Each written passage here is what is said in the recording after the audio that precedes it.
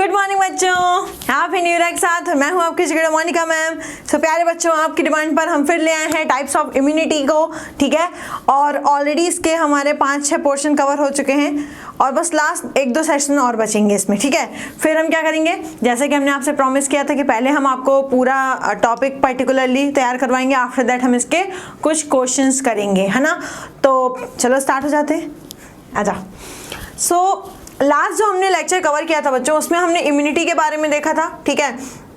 हमने इम्यूनिटी देखी थी, इम्यूनाइजेशन और एंटीजेनेसिटी के बारे में भी हमने बहुत ज़्यादा डिटेल में चीज़ें पढ़ी थी, है ना।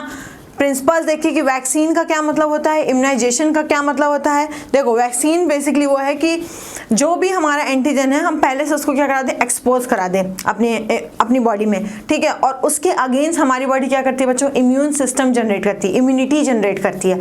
सॉरी, इम्यून सिस्टम क्या जनरेट करता है, इम्यूनिटी जनरेट करती है ना।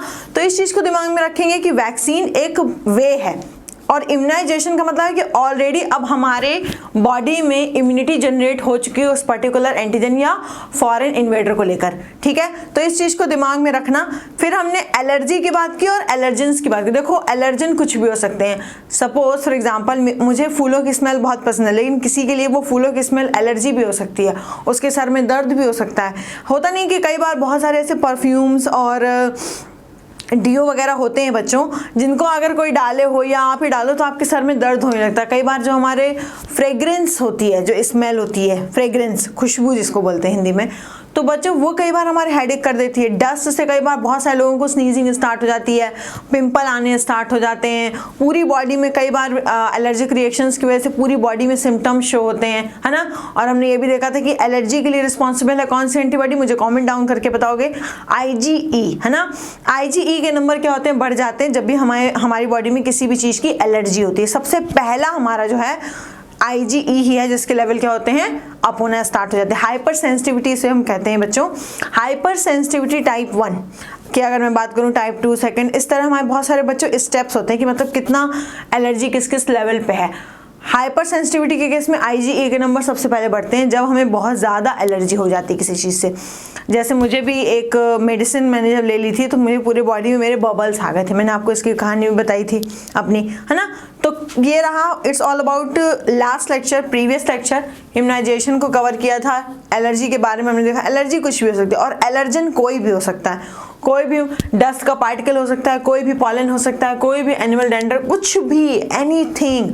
और जब हम बात करते हैं कि एलर्जी में क्या रिलीज होता है, तो हिस्टामिन और सेरोटोनिन क्या होते हैं बच्चों, रिलीज होते हैं, histamine and serotonin.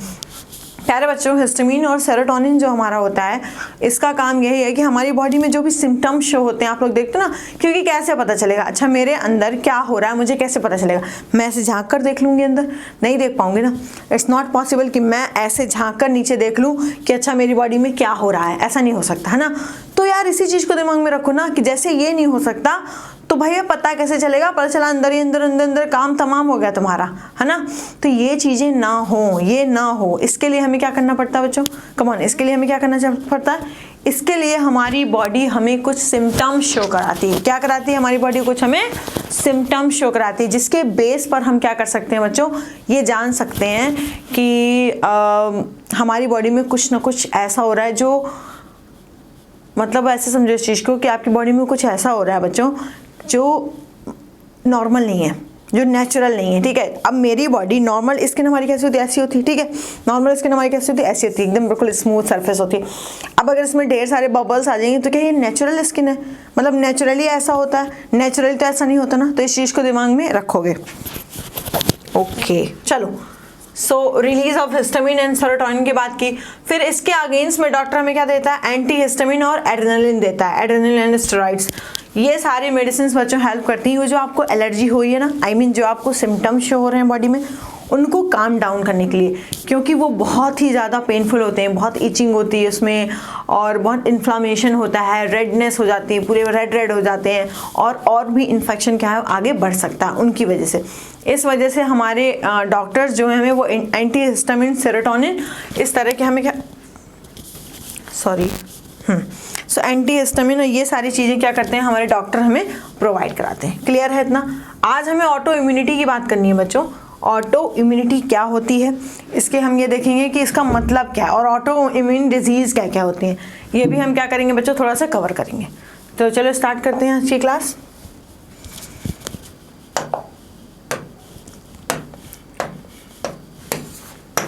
Okay, so auto immunity क्या है? Auto immunity is the failure of an organism in recognizing its own constructed parts as self. मतलब आप देख रहे हो ऑटो का मतलब ही क्या होता है, कमन बच्चों, ऑटो का मतलब क्या होता है? ऑटो का मतलब होता है सेल्फ, लिखा हुआ है यहाँ पे सेल्फ लिखा हुआ है, यहाँ पे लिखा हुआ है कम ऑन ओन, देखा ओन का मतलब क्या होता है? सेल्फ। यहाँ पर सेल्फ की बात हो रही है, हम अपनी खुद की बात कर रहे हैं यहाँ पर, किसकी? खुद की। तो जब हमारे खुद का सिस्टम ही क्या हो जाए, हिल जाए डुल जाए, तब बहुत दिक्कत हो जाती है बच्चों। आप खुद सोचो कि किसी बाहर वाले को पहचानना, वो करना बहुत आसान होता है, लेकिन अगर घर के अंदर ही वो है, वो शख्स जो हमें हार्म कर रहा है, हमें चोट पहुंचा रहा है, हमारे लिए बुरा कर रहा है, तो उसको फाइंड आउट करना बहुत टफ होता है। और अपनों से लड़ना, अपनों से मतलब चीज़ें मतलब आप समझ सकते हो उस चीज़ को कि अपनों से चीज़ों को फाइंड आउट कराने में बहुत दिक्कत होती है, अपनों में फाइंड आउट करना उन चीज़ों को, ठीक है। तो सेम ऐसे हमारी सिस्टम भी, हमारा बॉडी है, देखो ठीक है, मेरी बॉडी के हर एक सेल एक दूसरे के भाई बहन है, एक तरह से समझे पार्ट ऑफ द फैमिली है ये लोग, सारा सिस्टम क्या है? पार्ट ऑफ द फैमिली है। एक फैमिली है हमारी बॉडी, उसके अंदर ढेर सारे क्या है? हमारे मेंबर्स हैं, सपोज सेल्स हैं, ऑर्गन सिस्टम्स है ना।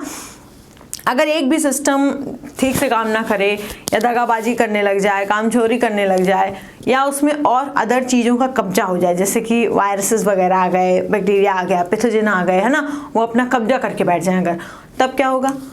तब यहाँ पर तुम एक चीज़ ये फील कर पाओगे बच्चों कि बहुत टफ हो जाता है हमारी बॉडी को उसको क्योर करना, उन चीज़ों से निकलना। अभी हम यहाँ पर यही देखेंगे कि वो क्या होता है। So thus leading to an immune response against its own cells and tissues, लिखा हुआ है ना, it's against its own cells and tissue। तो बच्चों यहाँ पर क्या है कि सेल्फ के लिए ही सब काम हो रहा है, यहाँ पे सेल्फ से ही क्या है? हमारी लड़ाई है, सेल्फ से लड़ाई है। दूसरी चीज, हमें अपनी ओन सेल्स एंड टिश्यू से क्या करना पड़ता है बच्चों? फाइट करनी पड़ती है, ठीक है। क्या करनी पड़ती है बच्चों? फाइट करनी पड़ती है। तो ये कितना टफ है, ये सुनो, है ना, बहुत टफ है ये। चलो, so higher vertebrates in evolved developed its ability to differentiate foreign organism, जिसको हम क्या बोल देते हैं? पैथोजन बोल देते हैं। जितना भी फॉरेन ऑर्गेनिज्म होता है, एंटीजेंस होते हैं जो हमारी बॉडी को हार्म पहुंचाते हैं, उनको हम पैथोजेंस बोलते हैं। क्या बोलते हैं उसको? हम पैथोजेंस बोलते हैं। कॉमन लैंग्वेज में फॉरेन एंटीजन बोल दो या फॉरेन पार्टिकल्स बोल दो, इन्वेडर बोल दो, व्हाटएवर यू वांट, ठीक है।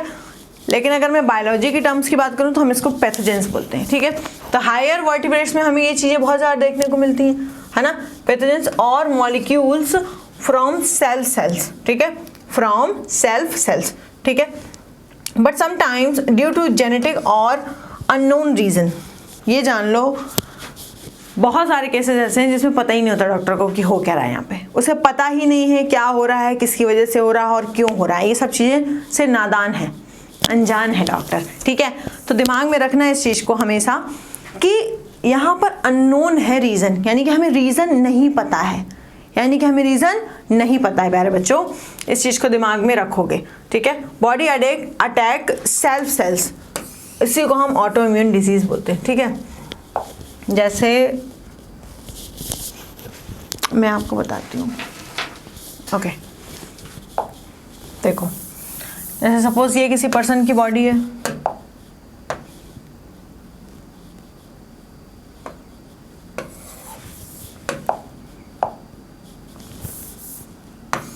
सपोज ये किसी पर्सन की बॉडी है, ठीक है।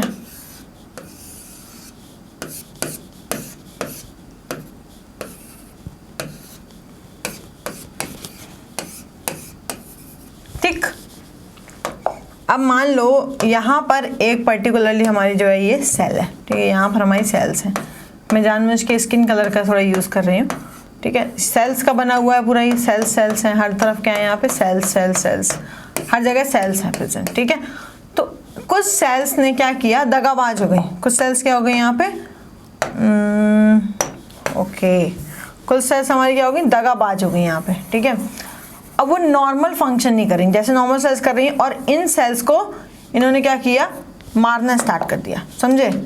तो कुछ इसी तरह का मारना स्टार्ट कर, इन सेल्स का भी फंक्शन खराब किया, फिर इसके बाद आगे बढ़ी इसका भी खराब किया, धीरे धीरे धीरे धीरे करके पूरी बॉडी में क्या हो गई, ऐसे ऐसे ऐसे ऐसे ये स्प्रेड हो गई, ये सारी सेल्स ऐसे ऐसे स्प्रेड हो गई, पूरी बॉडी में स्प्रेड हो गई। समझ रहे हो आप इस बात को मैं क्या समझाना चाहती हूँ। तो अब देखो, थी हमारी क्या, ये नॉर्मल नेचुरल सेल, ठीक है। अब इसने क्या किया, इसने अपने बिहेवियर को ऑल्टर किया और क्या किया, सारी सेल्स को खराब कर दिया, सारी सेल्स को। अब ये जो इंसान मुस्कुरा रहा था, बहुत ज़्यादा मुस्कुरा रहा था इनफैक्ट, तो अब क्या हो जाएगा ये, अब ये सैड हो जाएगा, ठीक है। क्यों, क्योंकि इसकी पूरी बॉडी की बैंड बच चुकी है अब यहाँ पे, समझ गए। तो इसी चीज़ को दिमाग में रखोगे यहाँ पर कि ऑटो इम्यून का मतलब है कि सेल्फ सेल ही हमारी क्या होती है, अटैक करने लग जाती है हमारी सेल्स पे, ठीक है। यानी कि फैमिली मेम्बर वाले एक दूसरे को मारना स्टार्ट कर दे। कितना टफ है यार, मतलब बाहर वाले तो हर कोई आपको इंजर्ड करना ही चाहता है, परेशान करना ही चाहता है ना, वो आपका कोई केयर नहीं करना चाहता। लेकिन सोचो घर वाले भी अगर ऐसा करने लगे तो इंसान कहाँ जाएगा। सोचने वाली बात है कि हमारी खुद की बॉडी जो हमारे हर एक चीज़ से हमें बचाती है, वो खुद ही मानना स्टार्ट कर दे। ये कितना बड़ा मतलब चीज़ है, आप समझो इस चीज़ को। आप फिर किस पे डिपेंडेंट रहोगे यार, हम इम्यूनिटी भी तो जनरेट अपनी बॉडी के थ्रू ही तो करवाते हैं ना, ऐसा तो है नहीं। कितने दिन तक आप उधार के एंटीबॉडी से काम चला लोगे, नहीं चला पाओगे। एक चीज़, दो चीज़, तीन चीज़, कितनी चीज़ों की आप एंटीबॉडी अपनी बॉडी में इंजेक्ट करोगे या डालोगे अंदर, नहीं डाल पाओगे, पॉसिबल ही नहीं है ये चीज़। सो ये बहुत ही ख़राब बीमारी है। जैसे कि हमारे क्या है, अर्थराइटिस की अगर मैं बात करूँ, रूमेटॉइड अर्थराइटिस, ठीक है, इसका हमारा क्या है, ये एग्जाम्पल है रूमेटॉइड अर्थराइटिस। आर ए बोलते हैं इसको, हम क्या बोलते हैं बच्चों, आर ए रूमेटॉइड अर्थराइटिस, ठीक है। ये हमारा क्या है, ऑटो इम्यून डिसऑर्डर है। ये बेसिकली हड्डियों को लेकर है बच्चों। आप इसमें साफ देख सकते हो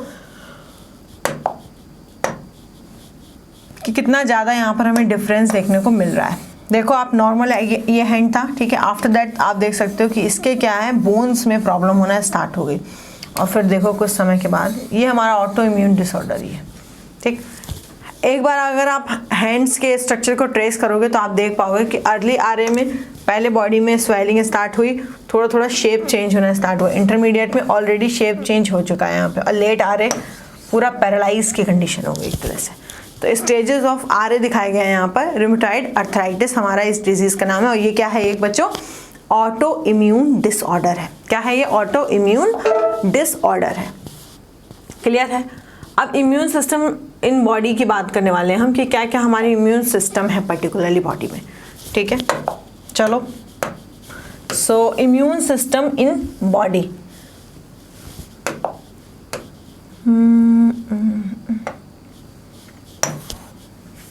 okay, so is a system of biological structure and process within an organism which protect organism against any disease and also help to identify self from non self। अब देखो नॉर्मली क्या होता है, हमारी जो बॉडी है उसका ऐसा सिस्टम है बच्चों कि वो पहचानते हैं कि हमारे अपने कौन है और पराये कौन है। हमने ये चीज़ देखी ना, एंटीबॉडी प्रिसाइसली जो है एंटीजेंस को ही, जो फॉरेन इन्वेडर्स हैं या फॉरेन पार्टिकल्स है जो हमारी बॉडी में घुस गए, आकर अंदर आ गए, उनको ही प्रिसाइसली क्या करती है, पहचानती है एंटीबॉडीज हमारी, ठीक है।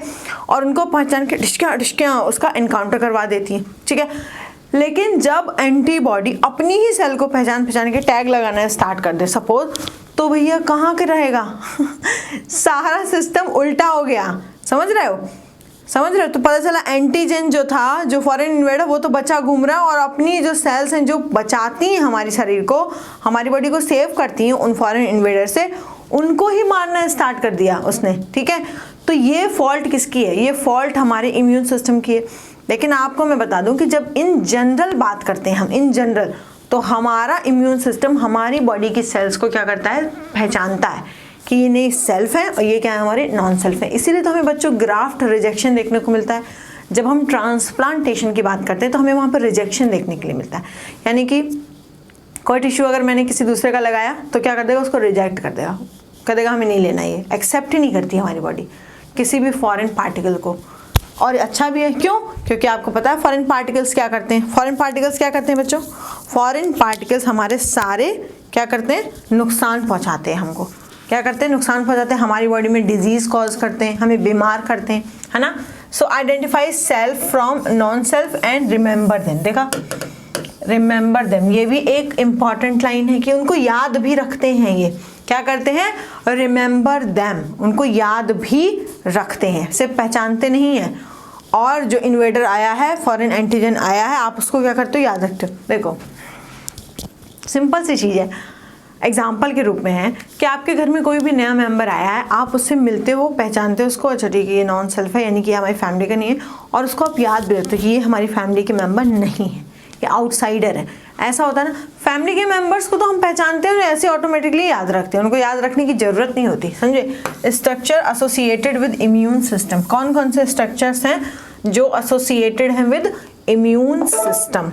हमें अब वही यही देखना है कि कौन कौन से स्ट्रक्चर्स हैं वो। चलो ओके,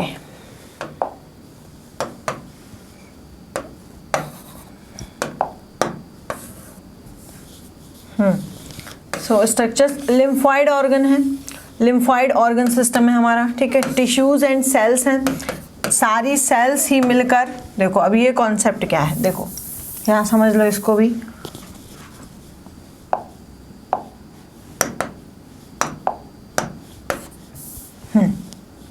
देखो सेल्स, आई थिंक ये विजिबल नहीं होगा बिल्कुल भी, आई नीड टू चेंज, ये ठीक है। सो सेल्स की बात हो रही है, ठीक है। सेल्स आपस में सेग्रीगेट होकर, एग्रीगेट होकर, ढेर सारे सेल्स ऐसे आपस में जुड़ जुड़, मैं यहाँ पे सेल्स दिखा रही हूँ ये, ठीक है। इसके कोई बच्चा इसको एक सेल नहीं मान लेगा, ढेर सारे सेल्स हैं इसके अंदर। तो ये सेल्स हैं, ठीक है, ये सेल है obviously, okay okay okay okay, ये सेल है हमारी, ठीक है। तो ये सेल्स आपस में इकट्ठे होकर टिश्यू बनाती हैं, देखो टिश्यू बनाती है। अब टिश्यू कुछ नहीं है, देखो कुछ सेल्स ने डिसाइड किया कि हम तो भाई एक जैसा काम करेंगे, हम तो इस सिस्टम को चलाएंगे, हम तो पर्टिकुलरली इस सिस्टम में पार्टिसिपेट करेंगे। कुछ सेल्स ने ये डिसीजन ले लिया कि मैं तो नर्वस सिस्टम का पार्ट बनूंगी। तो कहा चलो ठीक है, अच्छा ठीक है, आ जाओ नर्वस सिस्टम का पार्ट बन जाओ। तो वो जो टिश्यू बनेंगे, जो सारी सेल्स से मिलकर बनेंगे ना, जैसे सपोज ये जो टिश्यू बनेगा, ये नर्व टिश्यू बनेगा, कम ऑन, नर्व टिश्यू, ठीक है। ये मस्कुलर टिश्यू नहीं बन जाएगा। और कुछ हमारी मसल्स की सेल, हमारी जो मसल्स, जो हमारी क्या है, मसल्स की सेल है, ठीक है। अब उन्होंने डिसाइड किया कि कुछ मसल की सेल्स ने डिसाइड किया कि हम तो भाई मसल्स का काम करेंगे, मसल्स बनेंगे, ठीक है। तो ये क्या हो जाएगा, मस्कुलर टिश्यू हो जाएगा। अब ऑब्वियसली जो जिस चीज़ का बना हुआ है उसको हम वही बोलेंगे ना, तो ये हमारा क्या हो जाएगा, मस्कुलर टिश्यू हो जाएगा। तो डिटो बच्चों ऐसे ही होता है कि जब सेल्स डिसाइड करती हैं कि मैं इस पर्टिकुलर काम को करूँगी या मैं इस तरह की बनूंगी। जैसे आप डिसाइड करते हो 10th में कि मुझे मैथ लेना है, या फिर मतलब आफ्टर 10th ऑब्वियसली कि मुझे मैथ लेना है या मुझे बायोलॉजी लेना है, उसके बाद ही आप डिसीजन लेते हो कि मैं क्या बनूंगा, मैं डॉक्टर बनूंगा या इंजीनियर बनूंगा या मैं क्या बनूंगा, ठीक है। तो सबसे पहला डिसीजन तो यही लेना होगा ना कि मैं मैथ लूंगा या फिर मैं क्या लूंगा, बायो लूंगा। तो इसी तरह सबसे पहले सेल डिसाइड करती है कि मुझे सिस्टम का, किस सिस्टम का पार्ट बनना है, और फिर उस सिस्टम के अंदर भी मुझे पर्टिकुलरली कौन सा काम करना है। जैसे अगर मैं बात करूं हमारे नर्व सेल्स की, तो उसमें भी नर्व सेल्स में हमें 2-3 तरह के हमारे देखने को हमें मिलते हैं टाइप्स। बेसिकली अगर हमारा सेंसरी है, मोटर न्यूरॉन्स होते हैं। अब इट्स डिपेंड कि वो क्या बनना चाहता है, क्या करना चाहता है ना। और भी बहुत सारे ग्रेन्यूल्स और बॉडीज होते हैं, ठीक है, वो भी हमारे नर्वस सिस्टम में रोल प्ले करते हैं, पार्ट करते हैं, है ना। सो एंटीबॉडीज सॉल्युबल मॉलिक्यूल हैं, है ना, हम जानते हैं एंटीबॉडीज को, हम जानते हैं ना एंटीबॉडीज को, जानते हैं नहीं, AB antibodies unique as its recognize foreign antigen. देखा, बहुत यूनिक है ये क्या करते हैं, रिकॉग्नाइज करते हैं। ऑलरेडी हम एंटीबॉडी के बारे में डिटेल में देख चुके हैं। तो ये 3 स्ट्रक्चर्स हैं, लिम्फॉइड और अभी बताऊंगी लिम्फॉइड। आई नो कि आप लोग सब ऐसे करो कि लिम्फॉइड ऑर्गन्स के बारे में तो मैम ने कुछ नहीं बताया। प्यारे बच्चों थोड़ा सा पेशेंस रखो, आगे का पोर्शन जो है हमारे लिम्फॉइड ऑर्गन सिस्टम के ऊपर ही है पूरा। लेकिन सेल्स और टिश्यूज़ के बारे में यहाँ पर हम डिस्कस नहीं करेंगे, क्योंकि वो ऑलरेडी हम जो हमारा टिश्यू वाला चैप्टर है, ठीक है, हम ऑलरेडी उसमें वो डिस्कस कर चुके हैं, है ना। जो लोग हमारा कोर्स ज्वाइन कर रखे हैं या हमारे जो ऑफलाइन वाले स्टूडेंट्स हैं वो जानते हैं कि ये ऑलरेडी पोर्शन कवर हो चुका है, ठीक है। अब एंटीबॉडीज़ के बारे में मैंने आपको ऑलरेडी बता दिया है, यहीं पर मैंने आपको इसको कवर कराया है, सारे एंटीबॉडीज़ के टाइप बताए थे और मैंने एक ट्रिक भी बताई थी याद रखने की कि MD गए। सो ये एक ट्रिक है कि आप याद रख सकते हो कि कितने तरह के हमारे एंटीबॉडीज़ हमारी बॉडी में 5 तरह के होते हैं MD गए, ठीक। सो MD गए हैं और रिकॉग्नाइज करते हैं फॉरेन एंटीजन्स को, और जैसे मान लो ये फॉरेन एंटीजन है, इसको रिकॉग्नाइज करेगी हमारी एंटीबॉडी और क्या करेगी, यहीं पर एक टैग लगा देगी, ऐसे टैग लगा देगी, ठीक है। टैग लगा दिए, अब क्या होगा, अब क्या होगा बच्चों, बताओ क्या होगा। अब हमारा क्या होगा कि सेल आएंगे मैक्रोफेजेस और हमारे कौन ईसिनोफिल्स जैसे सेल्स आएंगे, और इनके ऊपर मैक्रोफेजेस आएगी तो खा जाएगी इसको, ईसिनोफिल आएगी तो क्या होगी, परफोरिन और ग्रेंजाइम जैसे केमिकल्स, परफोरिन और ग्रेंजाइम जैसे केमिकल्स वगैरह को क्या करेगी, सीक्रेट करेगी और इस सेल की पर्टिकुलरली क्या कर देगी, बैंड बजा देगी। क्लियर है इतना? समझ में आ गया ना इतना? सो जितना भी रिस्पॉन्ड करती है हमारी बॉडी वो थ्रू किसके, एंटीबॉडी के थ्रू ही करती है। सॉल्युबल मॉलिक्यूल ये क्या है हमारा, सॉल्युबल मॉलिक्यूल ये हमारा क्या है, इसको याद रखना कि ये हमारी एंटीबॉडीज़ हैं। क्या है हमारी, ये एंटीबॉडीज़ हैं और इनके थ्रू ही क्या होता है बच्चों, इनके थ्रू ही आइडेंटिफिकेशन होता है इस पर्टिकुलरली प्रिसाइसली एंटीजन का। क्लियर है? और इसको याद रखने का काम भी है। मैंने बताया था कि मेमोरी भी बनती है, मैंने आपको बताया था ना कि 2 तरह के हमारे एंटीबॉडीज़ देखने को मिलते हैं यहाँ पर। अगर मैं एंटीबॉडीज़ की बात करूँ तो यहाँ पर हमें 2 तरह के एंटीबॉडीज़ देखने को मिलते हैं ना। जब मैं एंटीबॉडी के टाइप्स की बात करती हूँ तो 2 तरह के मिलते हैं, एक तो प्लाज्मा वाले हो गए, ठीक है, एक हमारे क्या हो गए, प्लाज्मा वाले हो गए, और एक हमारे क्या हो गए, मेमोरी वाले हो गए, ठीक है। सो मेमोरी वाले लेटर ऑन के लिए हैं, बाद के लिए, और प्लाज्मा वाले ब्लड स्ट्रीम में ही तुरंत क्या करेंगे, ब्लड स्ट्रीम में ही जाकर तुरंत ऐसे ऐसे ऐसे ऐसे फ्लो करने लग जाएंगी।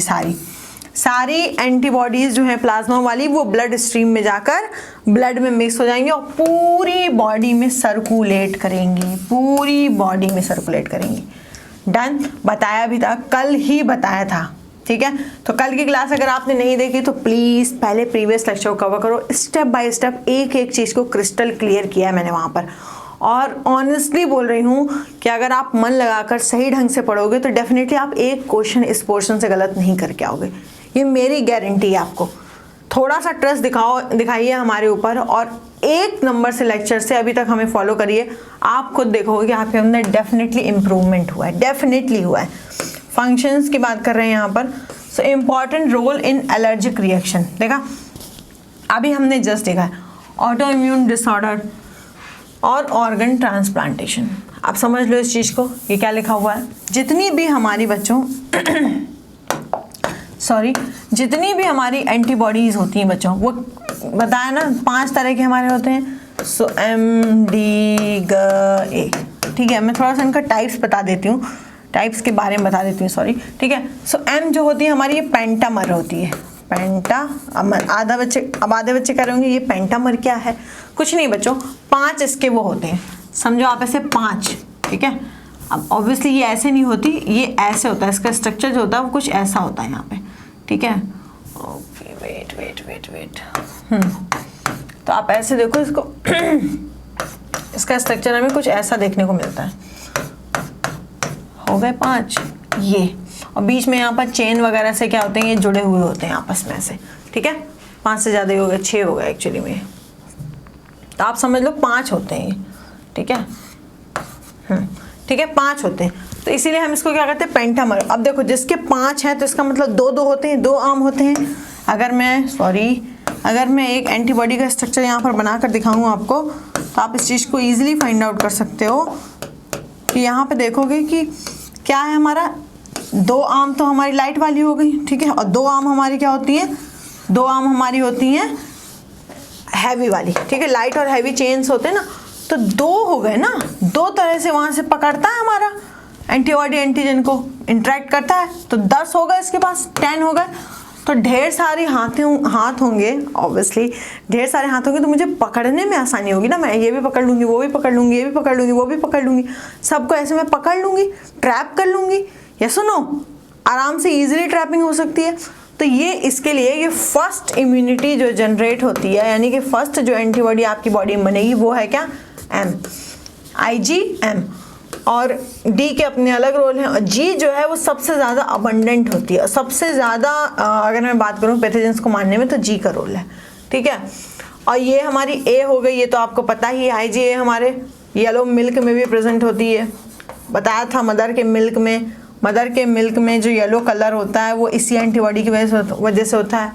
म्यूकस में हमें देखने को मिलती है, ये म्यूकस में रहती है। तो जितना भी खाना वगैरह में जितनी भी जो भी बैक्टीरिया या वायरस पैथोजेंस वगैरह आ रहे हैं उनको ट्रैप करने में हेल्प होता है। और ई आपको पता है, ये ई किसके लिए बच्चों, कम ऑन, ई किसके लिए बच्चों, ई हमारा है हाइपर सेंसिटिविटी के लिए, ठीक है।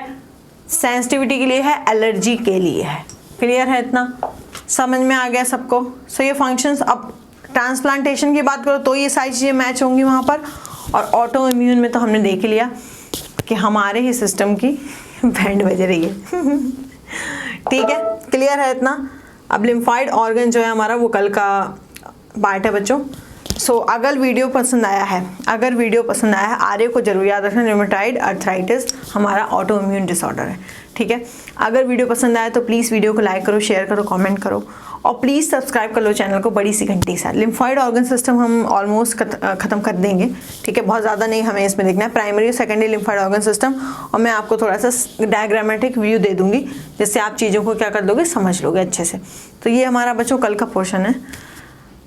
कमेंट करो, कोई भी क्वेरी है कमेंट करो, कोई दिक्कत नहीं है, मैं सारे कमेंट रीड करती हूँ। अगर आपको लगता है कि आपकी कोई क्वेरी है, कुछ क्वेश्चन समझ में नहीं आया या कुछ पोर्शन समझ में नहीं आ रहा है इस पर्टिकुलर टॉपिक से, तो आप हमें कमेंट कर सकते हैं, कोई दिक्कत नहीं है, ठीक है। So thank you everyone.